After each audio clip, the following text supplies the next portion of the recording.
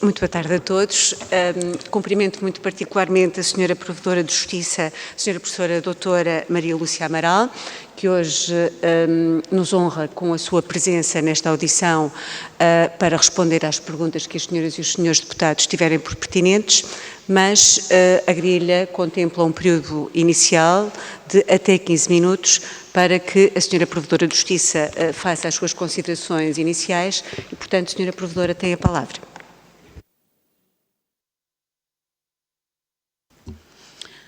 Muito boa tarde, senhoras deputadas, senhores deputados, senhora Presidente, muito obrigada. Eu vou ser breve nesta intervenção inicial. Eu agradeço o facto de me terem querido ouvir. Estou perante a Comissão Eventual para o Acompanhamento Integrado da Execução e Monitorização da Agenda Anticorrupção, que título vasto.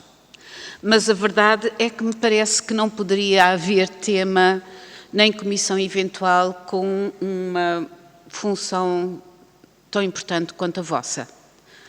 Especialmente hoje, em que se soube, de acordo com o relatório de Transparência Internacional, que a maior parte dos nossos concidadãos não confiam nas instituições do Estado, têm uma percepção de que somos um país onde a corrupção graça a um nível, suponho que pior do que alguma vez foi.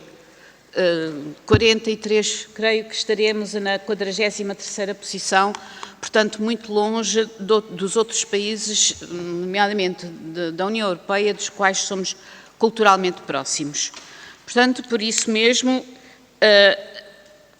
me parece que não há tema mais perturbante, mas também mais exigente do que este neste momento.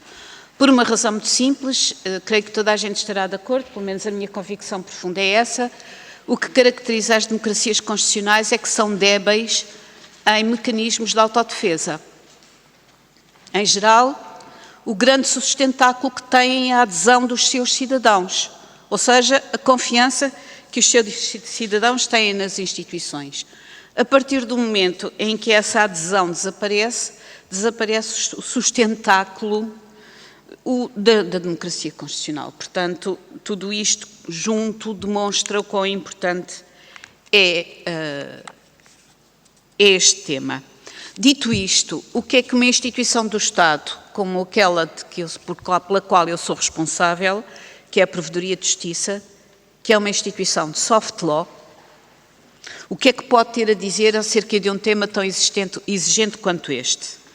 A minha pergunta, creio que tem toda a razão de ser, porque a Estratégia Nacional Anticorrupção, que foi definida pelo 22º Governo Constitucional há 4 anos, fez neste domínio, no domínio da política pública a seguir nesta matéria, uma viragem importante. Manteve, que já existia antes, um grande foco e uma grande preocupação na prevenção, no evitar que as coisas aconteçam, mas transformou mecanismos que já existiam e que são mecanismos preventivos.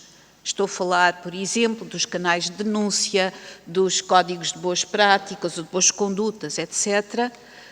Transformou-os dos mecanismos que eram de soft law em programas normativos completos, acoplados de sanções a ser aplicadas por um mecanismo, por um organismo, entretanto, institucionalizado. E, por isso, a pergunta que eu faço, como é que uma instituição, que é a Provedoria de Justiça, que é uma instituição estrita de soft law, o que é que ela pode ter a dizer nesta matéria, com esta viragem? Ora bem, eu penso que tenho de dizer o seguinte, quer dizer, tal como todas as instituições de soft law que não têm poder sabem, quem não tem poder deve ter autoridade, porque senão torna-se irrelevante. Não sei se a Provedoria de Justiça tem ou não tem, eu pelo menos tenho lutado cotidianamente para que tenha. Se consegui ou não me cabe a mim avaliar. Vale isto por dizer uma coisa que é óbvia, a questão a questão da corrupção é, antes de mais, uma questão de cultura funda e enraizada historicamente. Permitam-me, as senhoras e os senhores deputados, que eu faça aqui uma incursão algo académica, se me permitem, um pequeno parênteses. A ciência política, durante os anos 70 do século XX, crismou um conceito para explicar a cultura de corrupção. E o conceito é o de familismo amoral. Foi um conceito que foi formulado a propósito de um evento muito específico. Foi nos anos 70 que, em Itália, foram instituídas em conjunto e de modo uniforme todas as regiões, com as mesmas instituições. De modo que houve da parte de alguma ciência política norte-americana, mas também europeia, o impulso de ir estudar no terreno, uma avaliação comparativa. Como é que instituições tão iguais, com modelo igual, iriam ser implantadas em culturas tão diferentes quanto as do norte e do sul de Itália. E foi aí que o conceito de familismo amoral foi cunhado, porque enquanto o norte, as instituições tinham uma certa eficácia e uma certa vida cotidiana, no sul tinham outra completamente diferente, porque tendo sido o sul historicamente abandonado pelo Estado, descrente do Estado, não contando com nada com as instituições do Estado, havia, é este o conceito da ciência política do familismo amoral, a convicção profunda por parte das pessoas que nada havia a esperar. E como nada havia a esperar, considerava-se que era irracional agir em nome de uma utilidade coletiva, de um bem comum, de um interesse público, que não era mais do que uma fantasmagoria. Portanto, a única coisa racional a fazer era quem tivesse uma vantagem atribuída por esse Estado distante e para todos os efeitos inútil, era usar a vantagem em prol da sua família, em prol patrimonial da sua família, porque outra racionalidade não havia. Este conceito de familismo amoral foi para a ciência política o cunho desta cultura profunda, que é, antes do mais, uma cultura de descrédito das instituições do Estado. Ora bem, perante isto, eu tenho por convicta, a minha convicção é de todos, e poderá ser isto um lugar comum, que a melhor agenda anticorrupção está na autoridade das instituições, na solidez das instituições, na sua legitimação e na sua confiança pelo modo como atuam. Isto é um lugar comum e, sobretudo, é um lugar comum nos dias de hoje, em que as instituições democráticas estão sujeitas, todas elas, a um processo de erosão profundo, por diversos fatores, entre os quais a mudança estrutural, a ruptura no espaço público, na esfera pública, nos meios de comunicação, etc. Não vale a pena entrar por aí. Portanto, pergunta-se o que fazer.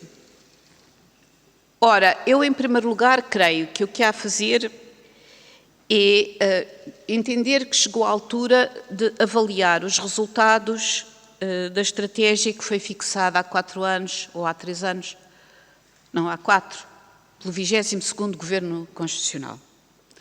Que é preciso avaliar o que foram os efeitos da Estratégia Nacional Anticorrupção 2020-2024. E quanto a isto, neste contexto, a primeira conclusão que eu queria retirar era esta. O enfoque que na altura foi dado à prevenção, à avaliação dos riscos, ao evitar que as coisas se deem e que aconteçam, deve continuar. E eu penso que o ponto de viragem que nessa altura se fez, que foi transformar os mecanismos já existentes de prevenção em instrumentos que eram estritos instrumentos de soft law, em hard law, em programas normativos completos, com a aplicação de sanções a cargo de um mecanismo, entretanto, de um organismo, entretanto, instituído. A mim parece-me que este passo é irreversível e que não podemos voltar atrás. Dito isto, é importante, na avaliação dos 4 anos, avaliar a eficácia deste modelo que então se fixou. Porque, tanto quanto sei, a eficácia tem sido mínima. Era uma agenda ambiciosa, entidades públicas e privadas com mais de 50 trabalhadores, todos a fixarem planos de prevenção do risco, códigos de conduta, sob a combinação de sanções. Tanto quanto sei, traduz-se cotidianamente em muito pouco. E não é preciso dizê-lo, justamente numa altura em que o que está em causa é a erosão das instituições e da sua confiança, ter procedimentos burocráticos emaranhados, muito complexos, muito exigentes, mas mais proclamatórios do que eficazes, é o pior de tudo. Portanto, primeiro ponto, o que é que há a fazer? Parece-me que avaliar os efeitos a eficácia desta estratégia de 4 anos é a prioridade. Além disso, a mim parece-me que há algumas decisões que se devem tomar que não correm estes riscos de decisões com um conteúdo proclamatório e pouco eficaz, não implicam a aplicação de sanções e que são também a título preventivo, evitam os fenómenos e são importantes. Eu farei a menção de pelo menos 3. A primeira de todas elas é uma questão de informação. Nós devíamos ter, de forma concentrada e não fragmentada, um relatório periódico, renovado todos os anos, que nos dissesse com todo o rigor o que é que se passa. Neste domínio, o que é que se passa? Quantos processos são instaurados, iniciados cada ano, por corrupção ou infrações conexas? Quantas condenações, quantas absolvições? Que áreas de atuação do Estado é que são mais visadas? A administração direta, a administração indireta, a administração autónoma? Qual é a duração média dos processos? Precisávamos de ter informação rigorosa e periódica, insistir na sua divulgação, na sua divulgação sobre estes dados, para que a informação nos não chegasse ou fragmentada, parcelada ou então pouco rigorosa. Eu sei que o relatório anual que o MENAC tem feito aborda alguns destes temas. Eu não tive, devo dizer, muito tempo para o ver, mas não tem uma visão global. E era necessário que soubéssemos, justamente para que nem tudo seja um mundo de informações difusas, de percepção, como agora se diz, e pouco fundamentadas. Segunda solução, segunda medida, que não traz a aplicação de sanções e que me parece que seria também uma medida muito saudável e muito de bom senso. Capacitação, como agora se diz, da alta administração pública. Nós assistimos, nas últimas décadas, fomos assistindo a uma desvalorização das capacidades do Estado, acentuadíssima desvalorização, nomeadamente nas suas capacidades técnicas, na confiança do seu aconselhamento técnico especializado, muito especialmente no mundo do direito, que fez com que o Estado, o Executivo, o Poder Executivo, fosse impelido a confiar ou a pedir tarefas que deveriam ser só suas a privados.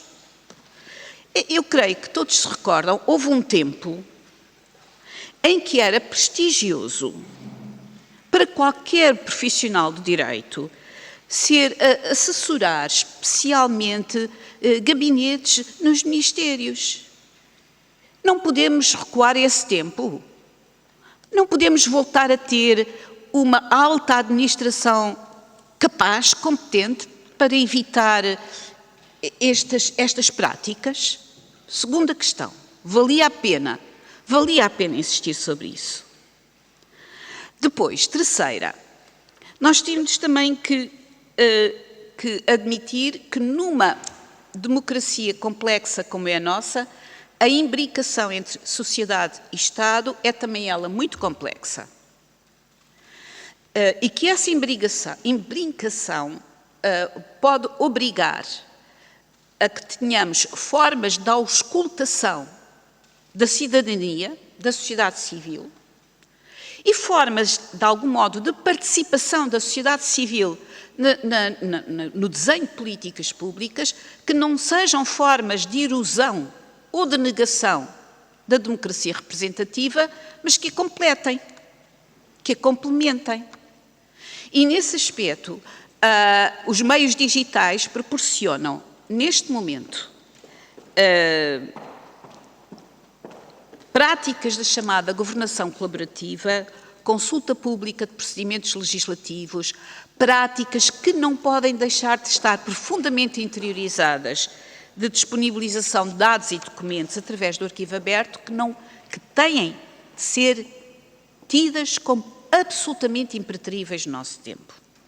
Quarto e último ponto, ainda voltando à imbricação entre Estado e sociedade numa democracia radical. Numa democracia, complexa. Radical é outra coisa.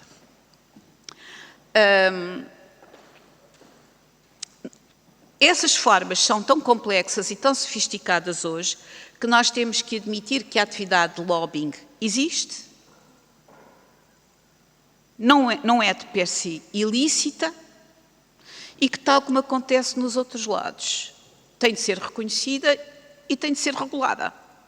Portanto, a regulação da atividade de lobbying parece-me, como agora se diz vulgarmente, incontornável, ou melhor, importante, tal como o chamado registro da pegada legislativa.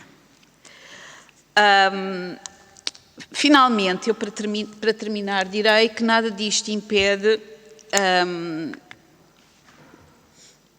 a reflexão sobre outros mecanismos que são mecanismos não preventivos, mas repressivos, e que nada se conseguirá fazer sem processos de justiça, sem uma justiça capaz de enfrentar estes problemas.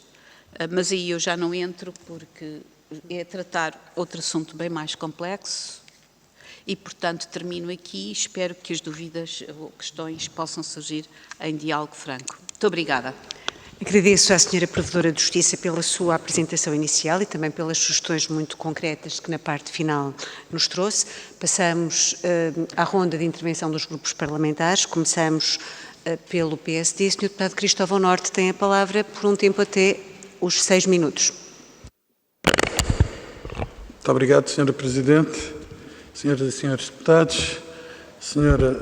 Provedora, permita-me, em primeiro lugar, o atrevimento de lhe transmitir que durante longos anos li muitas das suas posições no âmbito do Tribunal Constitucional e que, independentemente da concordância ou não com as mesmas, eu entendi que poucas pessoas eram capazes de colocar de forma tão clara, transparente e com tamanha desenvoltura questões jurídicas altamente complexas e que, na altura, eram relevantíssimas nas opções fundamentais do país.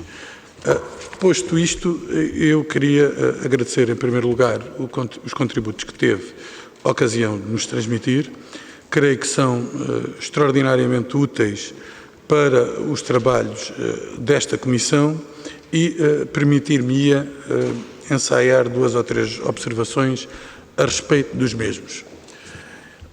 O que eu creio que a senhora Provedora assinalou de forma mais expressiva é que, em primeira instância, todas as opções de caráter preventivo e os mecanismos construídos para responder a estas ameaças sobre a confiança dos cidadãos e a corrosão dos alicerces do Estado de Direito Democrático têm que ser erguidas com base em aspectos nucleares: a autoridade das instituições, a legitimidade das mesmas, oferecendo mecanismos de transparência que envolvam os cidadãos e que mostrem ação, prontidão, interesse, preocupação, zelo por parte dos poderes públicos em relação a esta matéria. E, portanto, sem prejuízo de cada uma das observações, que eu creio que, em traços gerais, eu pessoalmente sou capaz de acompanhar, desde a questão magna da desvalorização dos quadros do Estado e a forma como isso projeta uma imagem verdadeira ou falsa de conflitos de interesse que pairam sobre decisões de caráter público de larguíssimo alcance e com importância estrutural no país, as questões das próprias a regulação de atividades como o lobby, exatamente com o mesmo perfil, a dúvida sobre em que medida ou não se confundem papéis distintos e como alguns, gozando de determinadas prerrogativas de acesso a círculos de poder, estão mais próximos de determinar decisões e influenciá-las sem serem objeto de qualquer escrutínio. Também a questão que eu creio da maior importância, que se prende com a questão de conhecermos em detalhe as coisas, porque estamos todos no domínio das percepções, muitas vezes a informação, como teve a ocasião de assinalar, chega-nos de forma parcelar, é por vezes ininteligível e qualquer notícia de jornal, com uma que hoje teve lugar, com maior ou menor sentido, não nos conduz a termos uma visão global e a fazer um juízo fundado sobre a matéria. Ora, uma das questões que eu lhe queria colocar, até foi sugerida pela colega deputada que está aqui, e eu creio que é muito interessante, prende-se até com o âmbito da atividade da Sra. Provedora. A Sra. Provedora recebe não sei quantas denúncias, mas imagino muitíssimas, e nesse quadro haverá seguramente muitas pessoas que se queixam de fenómenos de corrupção, que são elas que testemunham, que conhecem poderes públicos de grau distinto, local, regional, nacional, o que quer que seja, mas nós temos dificuldade em dilucidar se de facto as pessoas compreendem o que é corrupção, se o preenchimento desse tipo jurídico se traduz com aquilo que as pessoas consideram que realmente é corrupção, se elas estão a sugerir que uma coisa que não é corrupção e até pode ter um desvalor ético ou moral seja reconduzida a corrupção, se é, se não é. E isto é como alguém dizia, a cidadania começa no alfabeto. É um discurso da promulgação da Constituição Brasileira de 88, de um grande deputado que era Ulisses Guimarães, e que versa muito também sobre questões desta natureza e semelhantes. E, portanto, eu creio que esta transformação destes mecanismos de soft law para construir uma coisa mais ambiciosa é essencial. Temos que, obviamente, verificá-los em cada momento e aperfeiçoar, porque isto estamos um bocadinho com um mar que tem um oceano que tem muita ondulação e tem muita coisa para percorrer. E, portanto, é preciso afinar isso, mas, do meu ponto de vista, é preciso avançar decisivamente, colocando esta matéria como prioridade no Estado, e o sinal que a Assembleia da República dá é importante do meu ponto de vista, porque, para além das medidas concretas, está aqui um elemento ético-moral que está para lá desse entendimento, que é uma coisa também, é quase como aquela frase de Epicuro, que estava por aí muitas vezes em placares, é fazer tudo como se alguém te observasse, que é, no fundo, o elemento mais alto da ética, que deve procurar abater essa lógica da cultura funda, enraizada, em que há uma aceitação tácita de fenómenos destes como constituintes da nossa argamassa enquanto país. Muito obrigado. Muito obrigada, Sr. Deputado. Passamos ao Grupo Parlamentar do PS. Sr. Deputado Pedro Delgado Alves tem a palavra. Muito obrigado, Sr. Presidente. Sra. Provedora de Justiça, agradecemos muito. A sua intervenção foi muito lúcida no que diz respeito aqui aos aspectos de balanço possível da Estratégia Nacional e, de facto, fazer o balanço deste quadriênio é muito importante para se dar o passo seguinte. Aliás, tivemos a oportunidade até de fazer um pequeno debate na Comissão. Havia uma recomendação do PAN precisamente nesse sentido, que foi aprovada a semana passada, em que é fundamental diagnosticar o que correu bem, o que precisa ainda de investimento antes de começar do zero. Eu acho que o exercício de começar do zero faz perder trabalho e também faz perder tempo e, portanto, é muito valiosa essa nota que deixou. Há vários temas em que, de alguma maneira, podemos convocar a Provedoria de Justiça, de certa forma, como interveniente para este debate. Enquanto, se quisermos, instituição de salvaguarda de primeira linha dos direitos fundamentais, há vários pontos em que elas se intercruzam, umas talvez mais clássicas, que não é necessariamente aquelas que vamos debater agora, por exemplo, o clássico tema das obrigações declarativas de titulares de cargos e a articulação com a proteção de dados, tema que já era difícil no passado e que hoje se tornou mais complexo, mas em particular a Sra. Provedora focou mesmo enfim, não posso provar que escrevi antes, mas que eu tinha aqui nas minhas notas, o foco no ponto da evolução ou do abandono da soft law em caminho da hard law.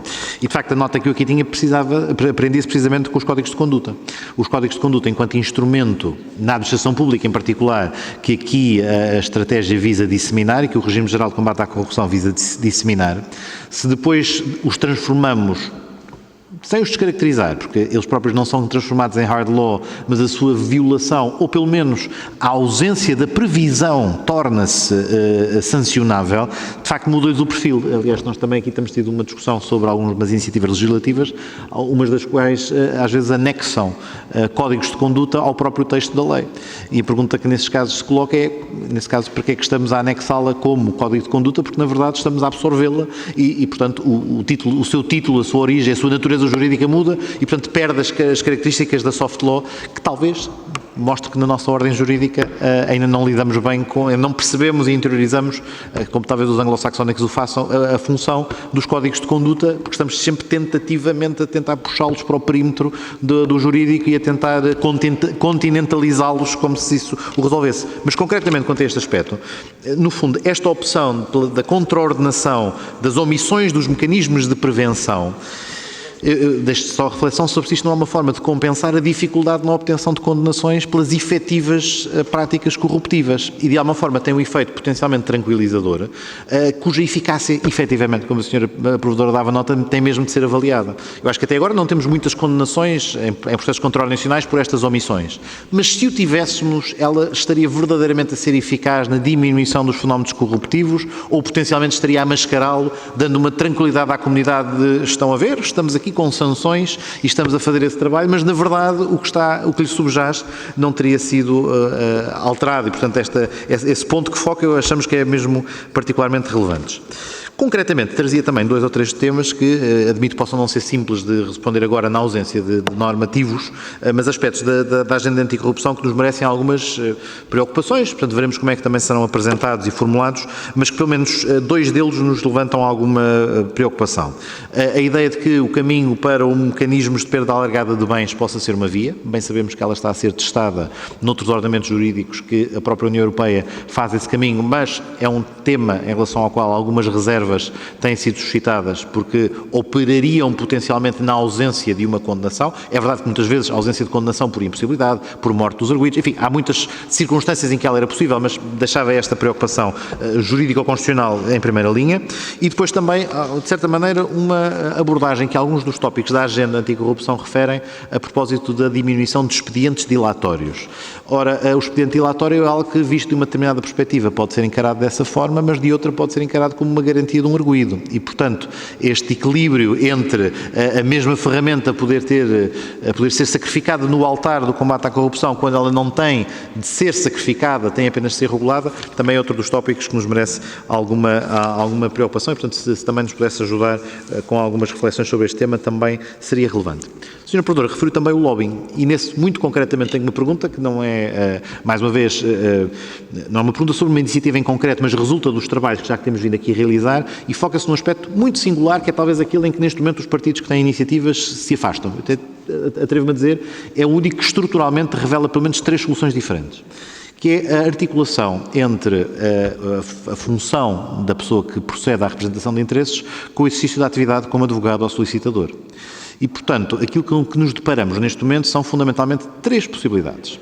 Uma primeira que determina que a atividade de lobbying deve ser incompatível com o exercício da profissão de advogado ou solicitador, portanto, separando por completo as águas e tornando impossível que alguém que exerça essa função possa também exercer o mandato forense ou desempenhar outras funções. Uma segunda que permite que ela tenha lugar e, portanto, que um advogado ou solicitador possa, eventualmente, também livremente desenvolver as atividades de lobbying e, consequentemente, estar registado e poder desenvolvê-la. E, no limite, uma terceira intermédia que, dando nota que continuam a ser funções que se separam, as funções de advogado e solicitador são umas, as atividades do lobista são outras, mas que ainda assim, para prevenir que entre pela janela ou que se quer fechar pela porta, os advogados e solicitadores têm que registar todos os contactos com as instituições, seja de um mecanismo da pegada ou do outro, precisamente para assegurar este equilíbrio. E, portanto, a reflexão que seguramente iremos ter nos próximos meses é esta, e no fundo também nos é interessante perceber a perspectiva que a Sra. Provedora poderá ter desta dimensão de uma profissão que tem uma missão de interesse público, que é a advocacia e a solicitadoria, 2 profissões, melhor dito, e a sua compatibilidade com esta realidade, porque de todos os temas é aquele em que poderemos muito potencialmente inovar.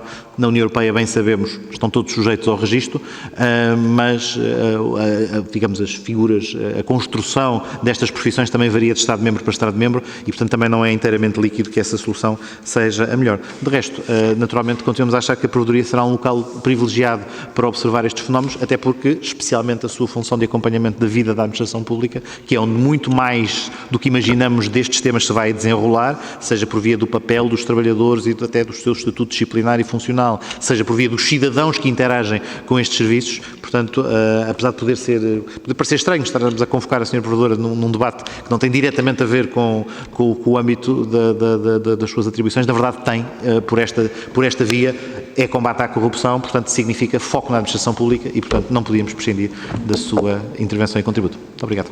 Muito obrigada, Sr. Deputado Pedro Delgado Alves. Passamos ao Grupo Parlamentar do Chega. A Sra. Deputada Sandra Ribeiro tem a palavra. Muito obrigada, Sr. Presidente. Sra. Provedora, bem-vinda. É um gosto tê-la aqui hoje.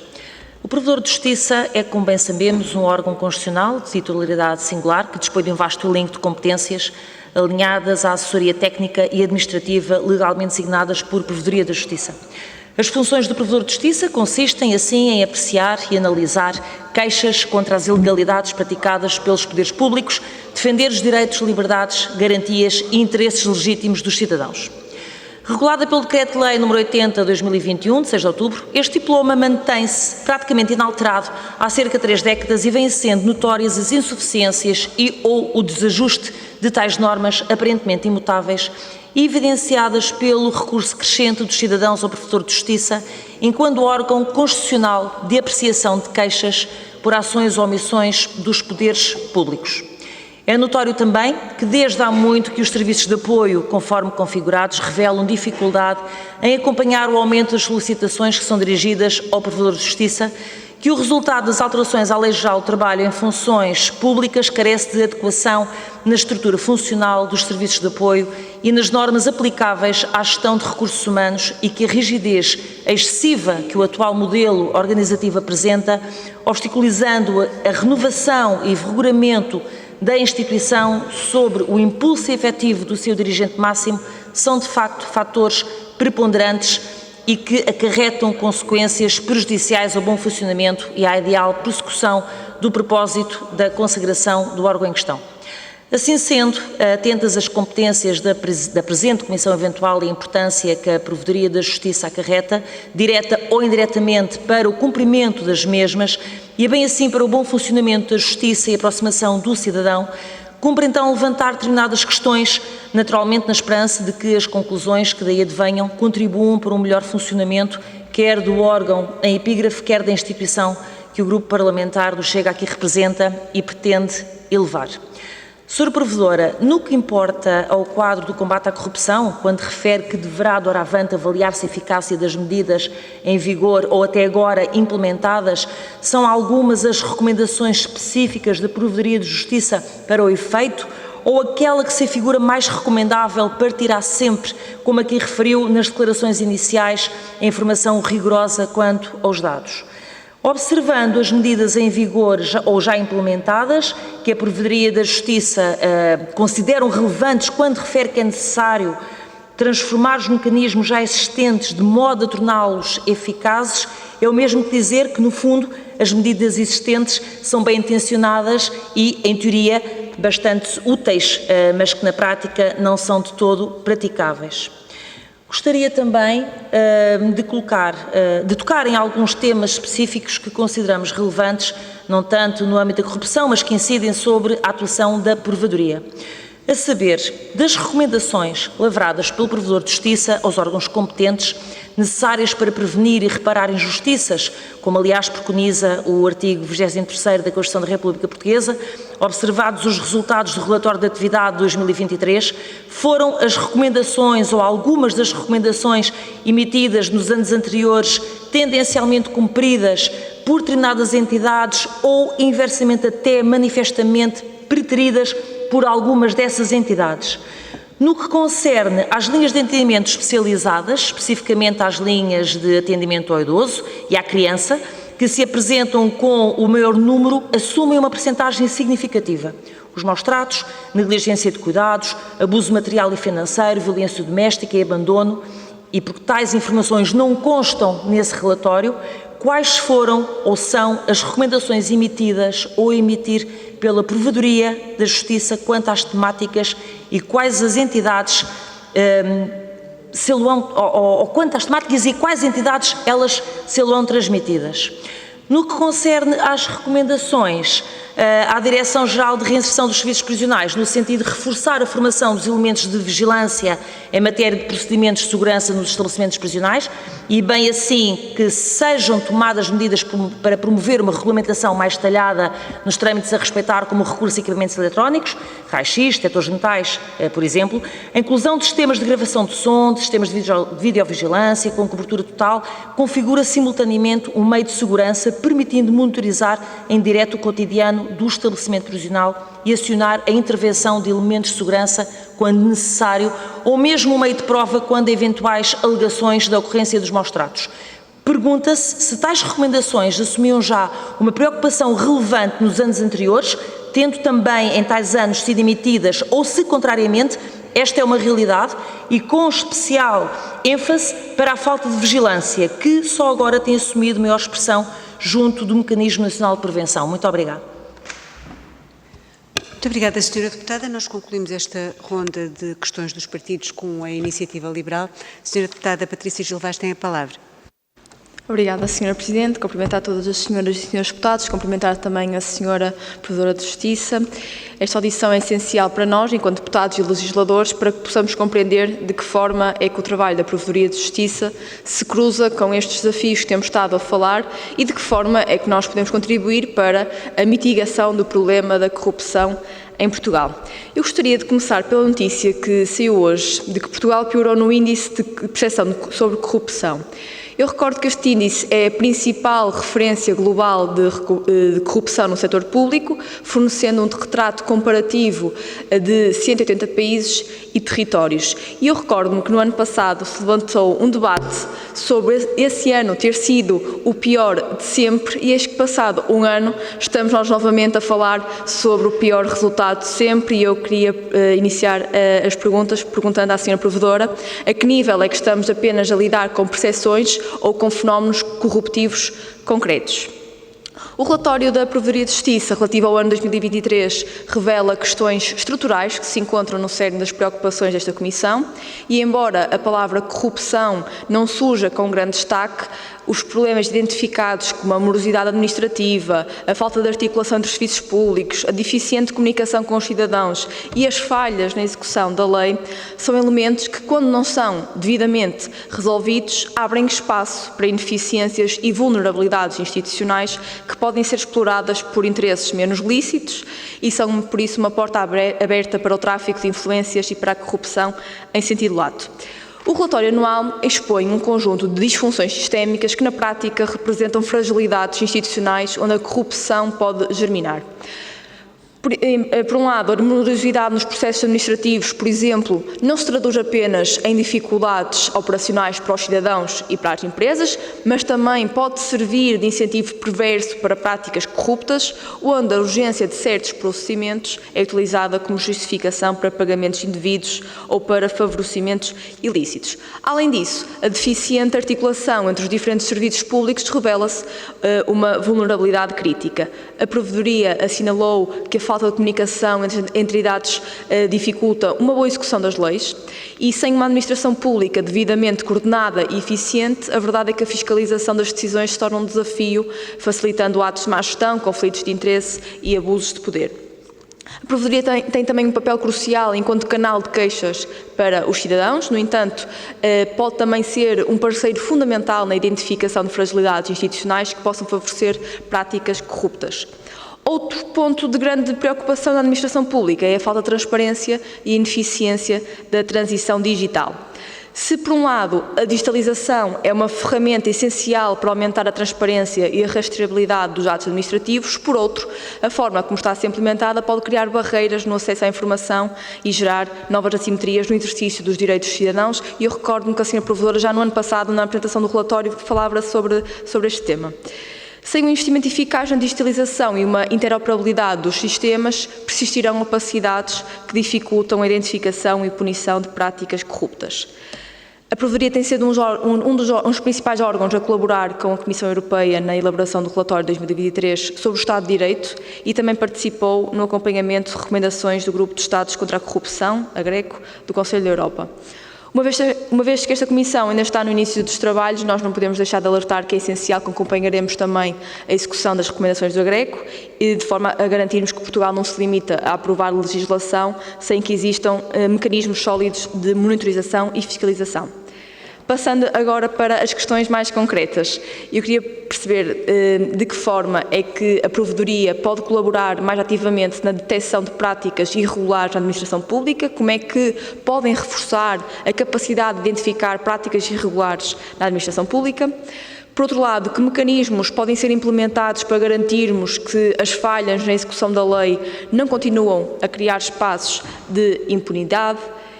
E, por último, como é que podemos garantir que a digitalização da administração pública é um verdadeiro instrumento de transparência e não apenas um fator de exclusão ou opacidade? Estamos certos de que os seus contributos serão os melhores para conseguirmos fazer aqui um bom trabalho. Muito obrigada. Muito obrigada, Sra. Deputada. E, portanto, nós vamos passar ao tempo de resposta da Sra. Provedora de Justiça. Lembro apenas que há ainda uma segunda ronda e peço às senhoras ou senhores deputados que pretendam inscrever-se para participar nessa segunda ronda que façam chegar essa informação à mesa durante esta intervenção da Sra. Provedora de Justiça em resposta às questões que foram postas. Sra. Provedora tem a palavra. Muito obrigada, Sra. Presidente. Posso ordenar as minhas respostas como entender?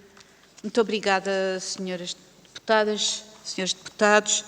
Eu vou responder por ordem da formulação das perguntas e das questões, portanto, começo por agradecer a intervenção do Sr. Deputado do PSD, do Sr. Deputado Cristóvão Norte, agradeço-lhe muito as suas palavras. Quanto ao que me diz, a Provedoria, pela natureza das suas funções, não recebe cotidianamente denúncias de queixas nesta matéria. Recebe muitas queixas, é verdade, é um órgão muitíssimo, é uma instituição, eu direi, não sei se com atrevimento, mas que tem algum enraizamento comunitário e recebe, de facto, muita informação e muitas queixas. Nós temos uma média, devo dizer, acho que já disse, nós recebemos por dia 100 coisas, 100 papéis. Precisam todos de ser lidos, de ser estreados. Agora, nesses papéis não há propriamente denúncias de crimes ou da prática de crimes. A corrupção é um crime. Portanto, o nosso olhar sobre este fenómeno está um pouco limitado por causa disso. Pergunta-me se as pessoas compreendem o que é a corrupção. A pergunta que eu posso fazer, a resposta que eu posso dar nesse domínio é uma resposta de jurista, de cidadã, mas não propriamente nas minhas funções de provedora, porque não temos um olhar sobre esse domínio direto.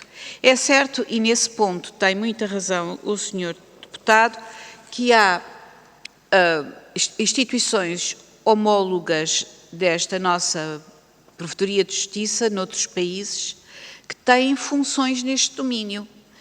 Uma das mais conhecidas é o Ombudsman da África do Sul, que aliás tem, e não apenas em Israel, na Ásia, algumas instituições da América Latina, acontece que foi confiado ao Ombudsman, foram confiados poderes de investigação e de recepção de denúncias contra a corrupção.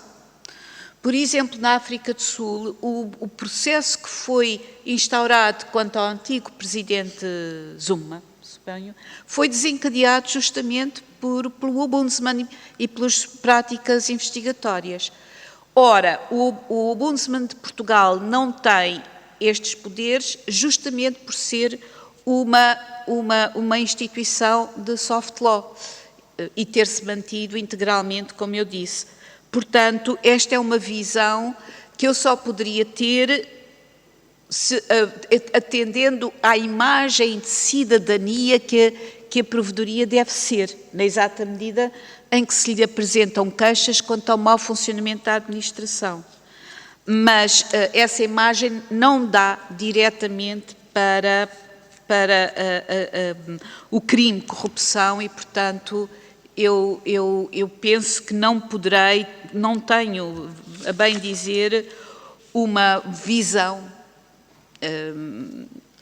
exata das coisas pela natureza das funções que exerço.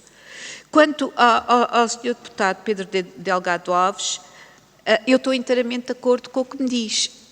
Talvez nós tenhamos transformado aquilo que por natureza e na tradição anglo-saxónica são instrumentos de soft law, tenhamos transformado a ausência da sua adoção em práticas, em contraordenações, talvez para compensar, talvez, não sei, mas provavelmente para compensar os magros frutos que temos na aplicação de outras sanções. E realmente há aqui um limite, um código de conduta é um instrumento de soft law. Agora, quando eu disse que o passo que foi dado há 4 anos de transformar todos estes instrumentos estritamente soft law em meios para a aplicação de um programa normativo completo que acaba com a aplicação de uma sanção, quanto mais não seja pela ausência, quando eu disse que este dado me parece irreversível, também creio que será irreversível, mas tem toda a razão, não devemos, já que estamos em altura de balanço, e o balanço tem de ser feito, não podemos escamotear esta questão. Não vamos aplicar ou pretender aplicar contraordenações aí onde não conseguimos sancionar o fundamental. E depois há outro ponto, é que me parece, já que estamos em momento de avaliação, é que todo esse aparato de contraordenações foi, destes 4 anos, teve uma aplicação e uma efetividade mínima, tanto quanto sei. Porque o funcionamento do mecanismo foi bastante conturbado, não dá para ver se este modelo é um modelo exemplar e deve ser continuado. Perda alegada de bens e ausência de condenação. Ora bem, todo o debate sobre a perda alargada de bens é um debate interessantíssimo, mas é preciso ter em linha de conta, sim, os limites constitucionais que existem sobre este domínio. Basicamente, tal como quanto aos expedientes dilatórios, embora aí, até pela minha experiência, eu tenha mais alguma coisa a dizer e que deve ser dito. Quanto à perda alargada de bens, o que me parece é que temos de ter aqui um compromisso coletivo, eu diria um compromisso comunitário, em enfrentar estes problemas, tentar resolvê-los, sancionar os crimes, perseguir os criminosos, castigar os criminosos, eu espero não estar a usar palavras que ofendam a sua sensibilidade penalista, minha senhora professora, mas sem transigir sobre limites constitucionais que nos identificam e que são nossos. E que não são, ao contrário do que muitas vezes se pensa ou se diz, excessivos. E nesta matéria da perda alargada de bens e da discussão que se faz em torno dela, há que ter bem presente esse domínio. Tanto quanto sei, o problema está a pôr-se na ausência de condenação por impossibilidade fáctica de notificação, por contumácia. E também por contumácia. Nos casos de contumácia, nos casos de não condenação por morte, aí é a discussão. Se a discussão for, não sei, eu não a acompanhei, não a fiz, não a estudei, eu direi que até aí me parece que é uma discussão que tem origem europeia, não é? Essas hipóteses já estão na lei, já estão previstas. Já estão, pronto. Então não digo mais asneiras, é melhor calar-me. Pronto, já estão na lei. Estas partes já estão na lei, então não sei o que mais se poderá discutir. Pronto, não sei. Portanto, direi que não sei. Expedientes dilatórios e direitos dos arguidos. Bem, aí perdoe-me, mas aí há uma discussão muito séria a fazer. E que tem de ser feita com reflexão, com calma e com estudo, cuja falta eu agora mesmo acabei de demonstrar, com estudo, mas sim, mas o problema existe e o problema dos expedientes dilatórios não se resume a expedientes dilatórios versus direitos dos arguidos. Nem os expedientes dilatórios são diminuídos à custa dos direitos dos arguidos. São duas coisas diferentes. Isto é, eu estou profundamente convencida que nós podemos fazer uma discussão sobre os expedientes dilatórios que realmente nada têm a ver com direitos dos arguidos. São duas coisas diferentes neste momento, na prática que os nossos sistemas jurídicos permitiram que se adotasse. E é preciso enfrentar esse problema sem preconceitos, claramente, com rigor e com estudo. Confesso que tenho aí experiência, porque a minha experiência como juiz, membro do Tribunal Constitucional, que o Sr. Deputado do PSD teve a gentileza de muito generosamente recordar, bem me mostrou o que é o que pode ser a vida cotidiana de um tribunal. E no caso deste, que não é um tribunal da ordem dos ditos tribunais comuns, e que pratica um sistema que é ajuizado de tal ordem que o torna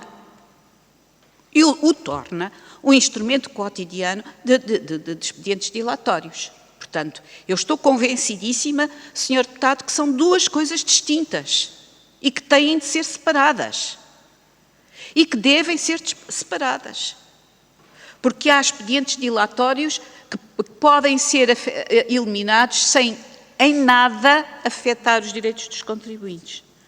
Quanto à questão do lobbying que me colocou,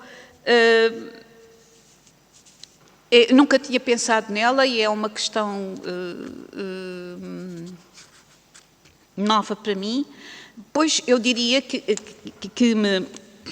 dentro das 3 opções de que fala, da incompatibilidade, da compatibilidade, ou da teoria da solução mista, compatibilidade, mas, pois, nós temos, eu vejo com alguma dificuldade no recorte do que é a nossa advocacia, eu vejo alguma dificuldade de compatibilidade do curso, mas não estudei a questão.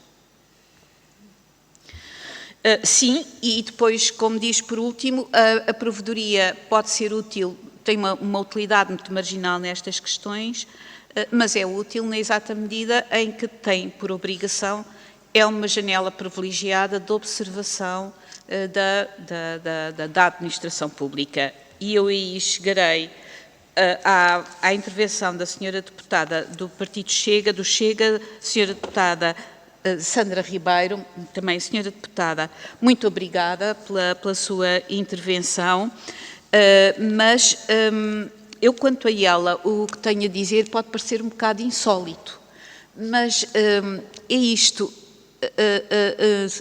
eu enquanto responsável pela Provedoria de Justiça, neste momento não tenho nenhuma razão para dizer que a Provedoria não tem meios para realizar as suas funções. Nem falta de meios materiais ou falta de meios pessoais, porque houve uma reforma da sua orgânica interna, recente, feita, é recente, a Provedoria é uma instituição com 50 anos. Agora, a sua reforma, a reforma da organização interna da Provedoria deu-se em 2021, com uma nova lei orgânica aprovada por decreto-lei de 6 de outubro de 2021. E com essa reforma de organização interna, de facto, nós temos, felizmente, muitas solicitações, muitíssimas solicitações, mas arranjamos um meio, uma organização interna para fazer face a elas e, neste momento, eu não sei, meu mandato está quase a terminar, não sei o que é que a minha sucessora dirá, mas da minha parte eu não tenho nenhuma queixa, digamos assim, ou não posso dizer que se não exerço bem as suas funções é por falta de meios. Se não exerço bem as minhas funções é por razões que me são imputáveis. Porque, quanto à organização interna, os problemas foram resolvidos, pelo menos aqueles que eu sentia como mais prementes. Aqueles nunca são resolvidos. Agora, quanto à outra questão que me coloca, se as medidas existentes, depois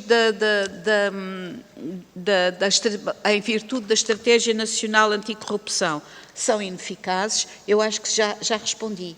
Sim, estes 4 anos dão-nos uma página muito esbatida sobre o que é a aplicação concreta destas soluções. E, portanto, se vamos fazer o balanço delas, temos de começar a partir daí. Isto diz-nos muito pouco, até porque o mecanismo nacional anticorrupção, chamado MENAC, teve uma lenta instalação e, portanto, ainda está longe de desenvolver as suas potencialidades. Quanto às recomendações da Provedoria, que são cumpridas ou não são cumpridas, a nossa visão é a seguinte. Eu também não me queixo da falta de cumprimento das recomendações, já o disse várias vezes, as recomendações que são dirigidas à administração direta do Estado e às vezes até ao Governo são normalmente cumpridas, são acatadas. As de mais difícil acatamento são as de poder local, disperso, fragmentado. Quanto às recomendações dirigidas à Direção-Geral da Reinserção Social, quanto à videovigilância,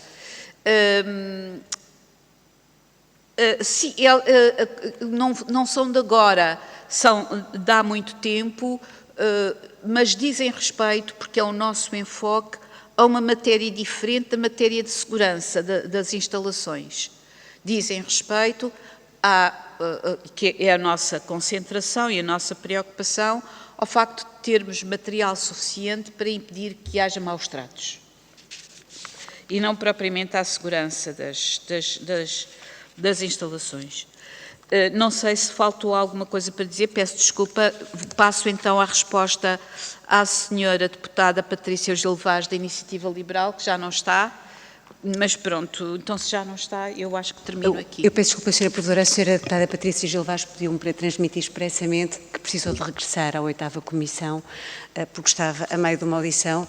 Se a senhora Provedora quiser, apesar de já termos ultrapassado um pouco tempo, responder à senhora deputada Patrícia Gil Vaz, eu penso que ela depois ouvirá, mas fará como preferir. Não sei se pretende ainda deixar alguma nota. Eu peço desculpa por ter ultrapassado o tempo. Ultrapassei por muito, não vi. 1 minuto e meio.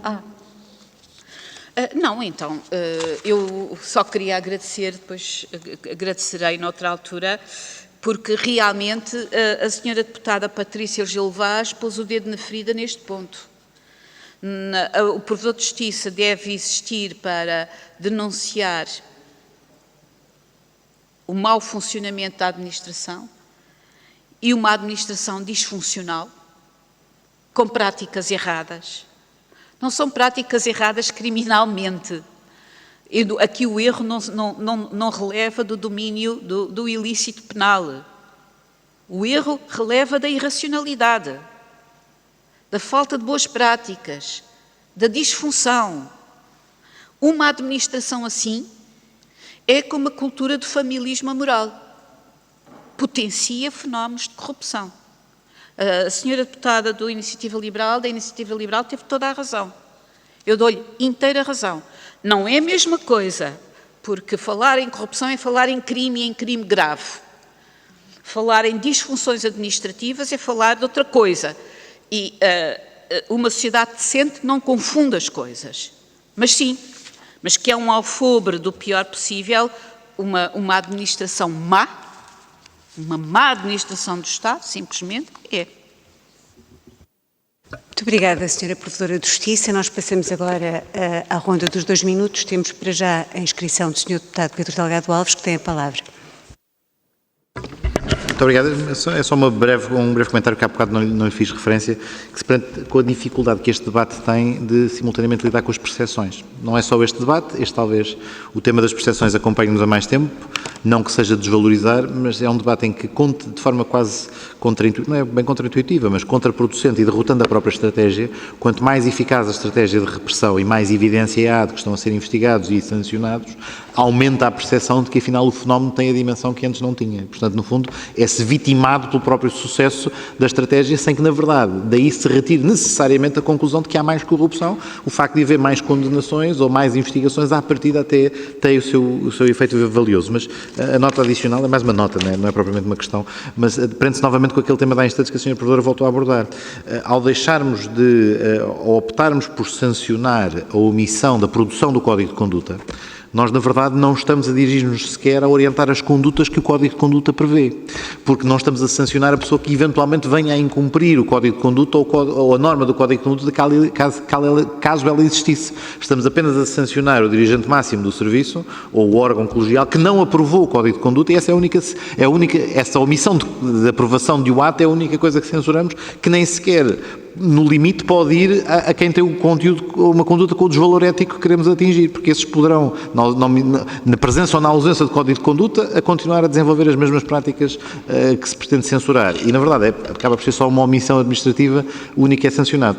De alguma experiência, porque já fiz uma pequena investigação para uma aula de pós-graduação sobre o tema, há uma mimetização na aprovação de códigos de conduta que é verificável. Eu fiz uma sessão sobre códigos de conduta nas autarquias locais e o que é certo é que eles pululam. E têm aparecido, regra geral, parecem forais de outros tempos. Há código de conduta modelo Lisboa, código de conduta modelo Camarão de Alfaiates, o de Ribacoa e por aí fora, portanto, o de Ribatu, aliás, eles inspiram-se uns nos outros, mas no fundo é um exercício mecânico de repetição. E depois, por vezes, com o problema adicional de estarmos a pedir mais do que uma emissão de código de conduta, porque por força das normas que também aqui temos nesta nossa comissão, relativas ao Estatuto dos Titulares de Cargos Políticos, que também prevê a emissão de códigos de conduta, temos até uma cacofonia de códigos de conduta, que em alguns casos redunda na aprovação de mais do que um para os titulares de cargos, outros para as praças e sargentos. Senhor Deputado, peço que conclua. E vou concluir. E, noutros casos, a tentativa de criação de códigos únicos. Portanto, é só estes dois elementos complementares, mas que tornam ainda mais difícil a gestão. Muito obrigada, Sr. Deputado. Sr. Deputado Silvério Regalado tem a palavra. Muito obrigado, Sra. Presidente, Srs. Deputados, Sra. Provedora.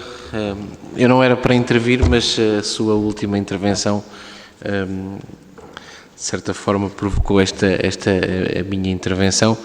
E quando fala de disfunções da administração pública, eu sou muito sensível a esse tema e eu sempre ouvi dizer que a burocracia só interessa mesmo aos burocratas, não interessa para que as coisas andem e que se façam, que se realizem, que se concretizem aquilo que são as ideias. E a minha questão, muito objetiva, prende-se com onde é que, na opinião da Sra. Provedora, se encontram mais estas disfunções? Nós sabemos, os dados são claros, as queixas sobre processos de corrupção são em muito maior número nas autarquias locais do que na Administração Central do Estado. Eu gostaria de saber a sua opinião sobre em que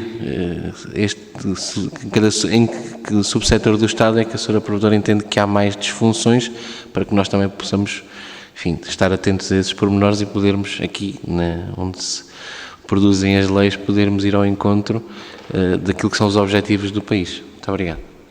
Muito obrigada, Sr. Deputado Silvério Regalado. A Sra. Provedora de Justiça dispõe de tempo até 4 minutos para responder às duas perguntas. Eu vou ser rápida, vou começar pelo Sr. Deputado PSD, Sr. Deputado Silvério Regalado, uma pergunta muito pertinente.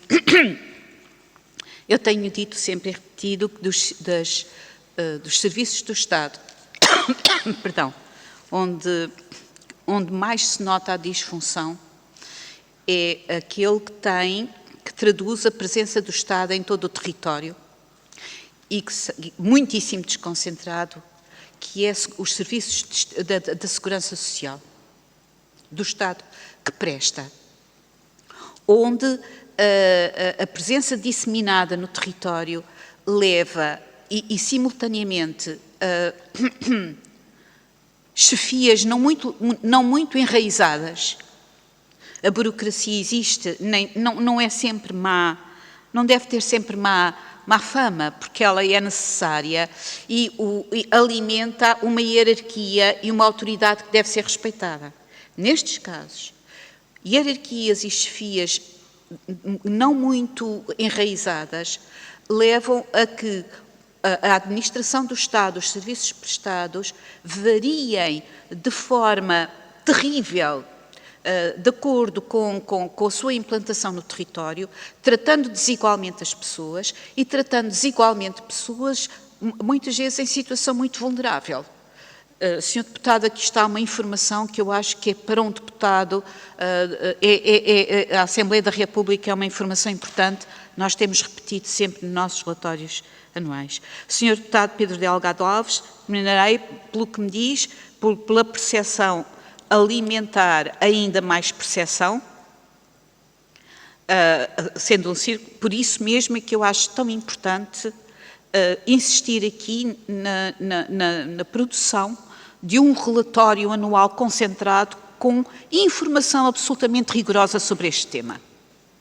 Informação rigorosa, dados rigorosos. Nós temos agora uma informação fragmentada sobre ele. Sobre este tema, nós devíamos devíamos ter à nossa disposição algo para consultar e sobre o qual pudéssemos estar tranquilos. é informação fiável, rigorosa. Quanto ao resto, pois, dos códigos de conduta, a nossa cultura é essa, nós gostamos de formas e gostamos de cumprir formas, gostamos disso. Tranquiliza-nos muitas vezes, é verdade que muitos são mimetizados, eu também vi isso, que significa que estas formas têm pouco significado, são de facto formas vazias. Agora, o que me parece é que, pelo facto de serem formas, talvez ainda possam prestar algum serviço, ainda possam ser de alguma utilidade. Agora, no momento, sim, são formas vazias, são mimetizadas de acordo com proximidades regionais e funcionais. Portanto, é isto, Senhora Presidente. Muito obrigada. Muito obrigada, Sra. Provedora de Justiça. Agradecemos muito toda a informação que nos trouxe e também as sugestões muito concretas que deixou e que serão seguramente ponderadas pela Comissão. Está encerrada esta audição. Bom resto de dia a todos. Muito obrigada. Eu já não tenho tempo para estudar.